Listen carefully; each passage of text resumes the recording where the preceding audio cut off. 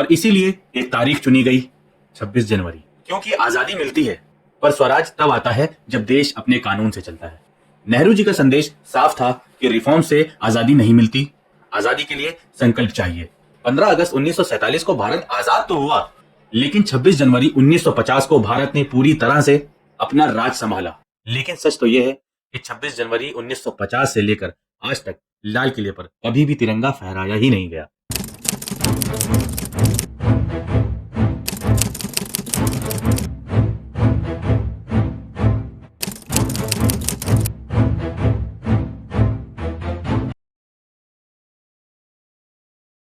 पंद्रह अगस्त 1947 भारत आजाद हो गया। पर क्या भारत सच में अपना हो पाया था? क्योंकि आजादी मिलती है पर स्वराज तब आता है जब देश अपने कानून से चलता है।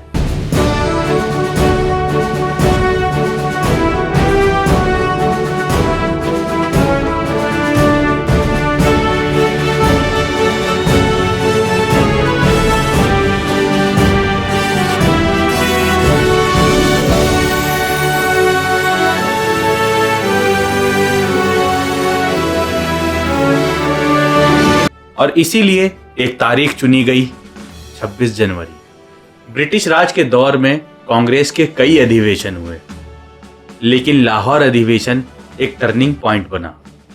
यहीं पर कांग्रेस ने पहली बार ये स्पष्ट कर दिया कि भारत अब डोमिनियन स्टेटस या आधे अधूरे सुधार से संतुष्ट नहीं होगा। जवाहरलाल नेहरू जी के नेतृत्व में ये घोषणा की गई कि भारत का अंतिम लक्ष्य एक कंप्लीट इंडिपेंडेंस। इस डिक्लेरेशन ने ब्रिटिश सरकार को खुली चुनौती दी। नेहरू जी का संदेश साफ था कि रिफॉर्म से आजादी नहीं मिलती, आजादी के लिए संकल्प चाहिए। और इसी दिन तिरंगे को सिर्फ झंडा नहीं बल्कि राष्ट्रीय एस्पिरेशन माना गया।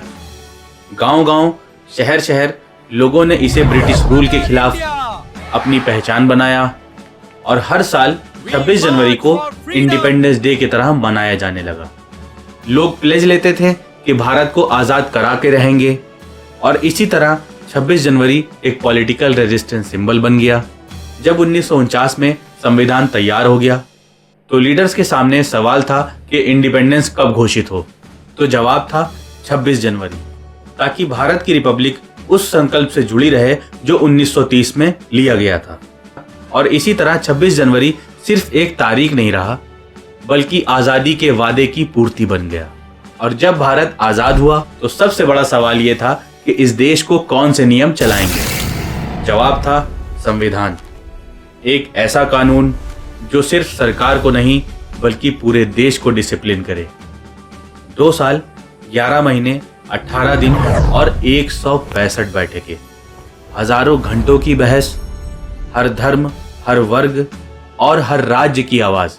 ये सिर्फ कानून लिखना नहीं था बल्कि भारत का भविष्य तैयार करना था। ड्राफ्टिंग कमेटी के चेयरमैन के रूप में डॉक्टर BR अम्बेडकर साहब, जिन्होंने समानता, न्याय, अधिकार, संवैधानिक सुरक्षा, इन सब को एक मजबूत ढांचे में बांधा और इसीलिए उन्हें architect of the Indian constitution भी कहा जाता है। आज भी दुनिया हैरान होती है कि जब जानती है कि भारत का संविधान हाथ से लिखा गया है।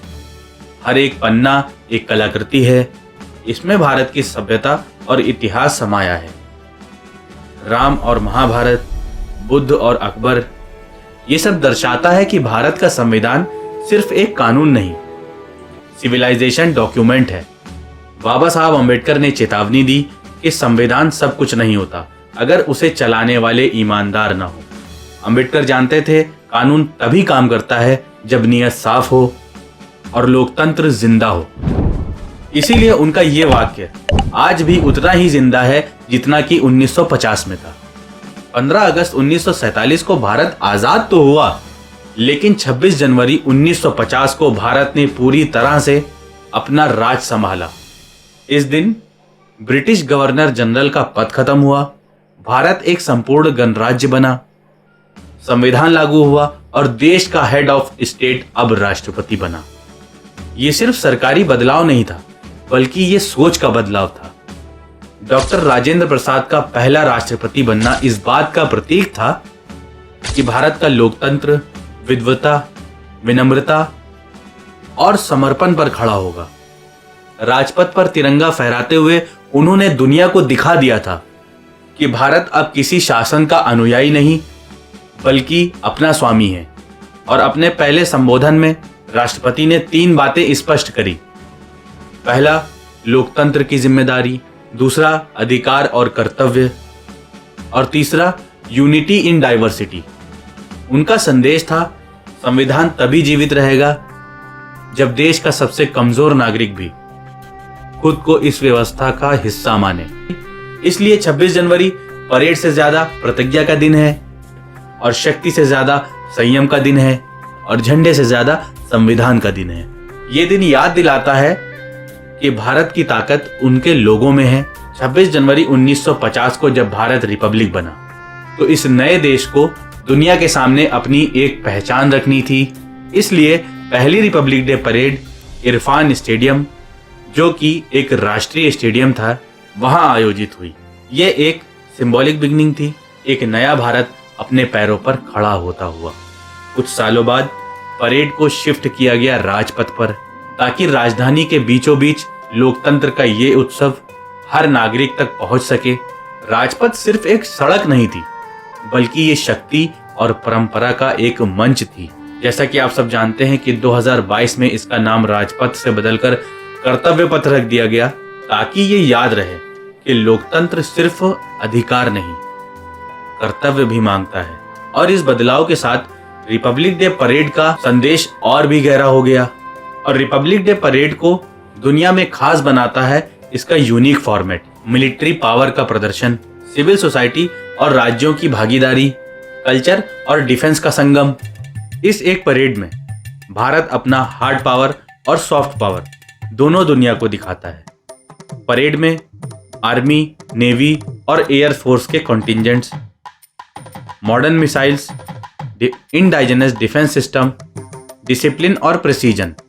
ये संदेश जाता है कि भारत शांति चाहता है, लेकिन अपनी रक्षा करना भी जानता है। हर राज्य अपनी झांकी के जरिए अपनी संस्कृति, परंपरा, इतिहास, सामाजिक संदेश दुनिया के सामने रखता है। ये दिखाता है कि भारत एक रंग का देश नहीं, बल्कि अनेक रंगों का संगम है। रिपब्लिक डे परेड का सबसे खूबसूरत पहलू है संस्कृति और शस्त्र का मिलन।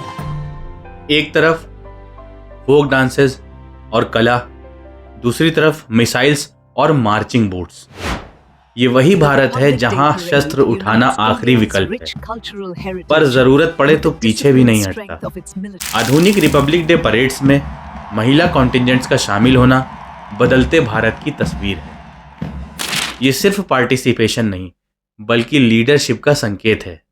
संदेश साफ है, भारत का भविष्य सिर्फ सुरक्षित नहीं, समावेशी भी है।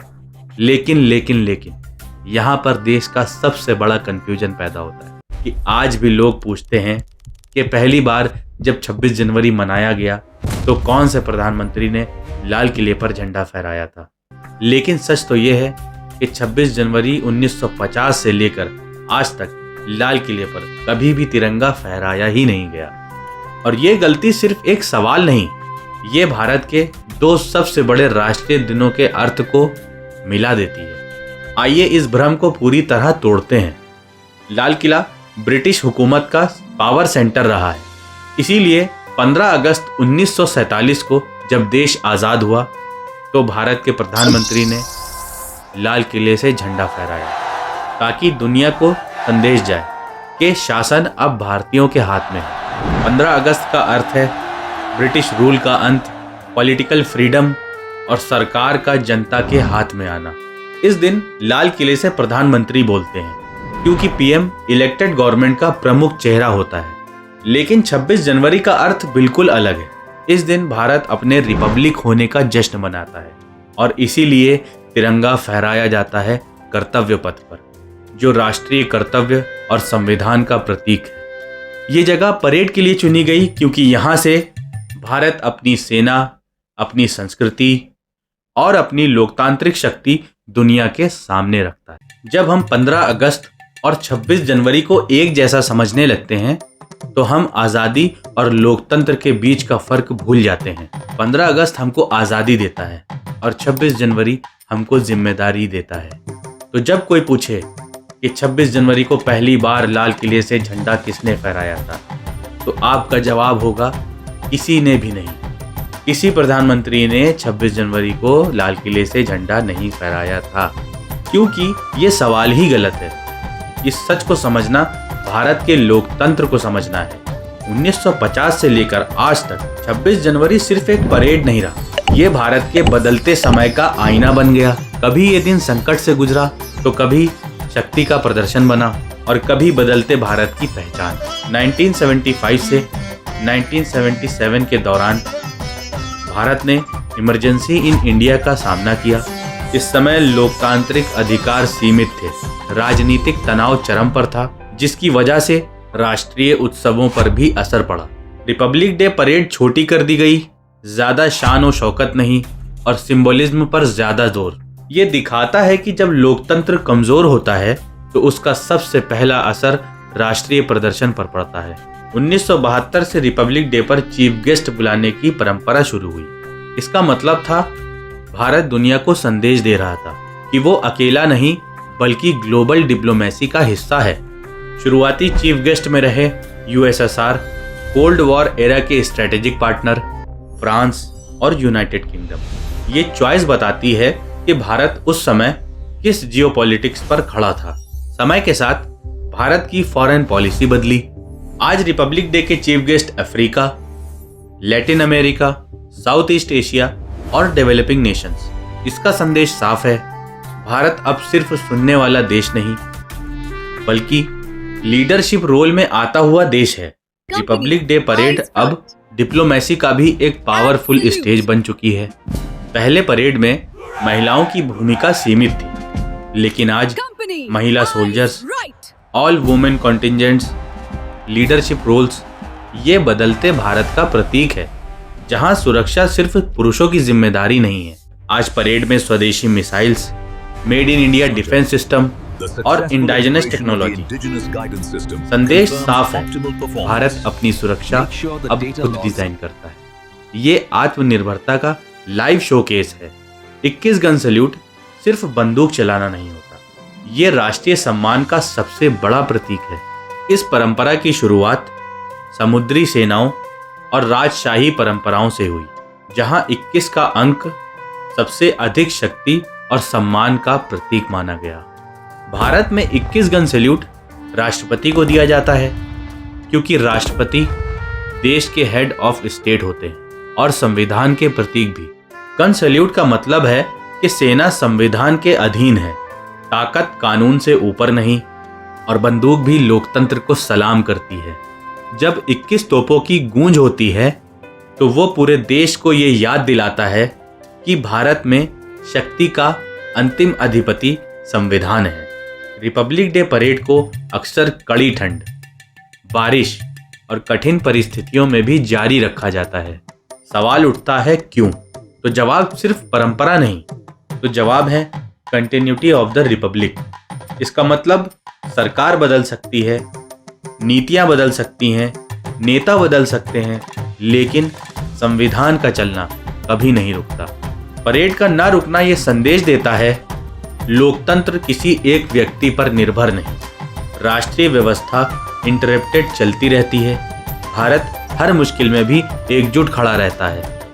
ये दुनिया को भी बताता है कि भारत स्टेबल है, भारत डिसिप्लिन्ड है और भारत रेसिलिएंट है। जब 21 तोपें गरजती हैं तो परेड आगे बढ़ती है, तो दुनिया जान लेती है भारत एक जिंदा देश नहीं बल्कि जिंदा लोकतंत्र है।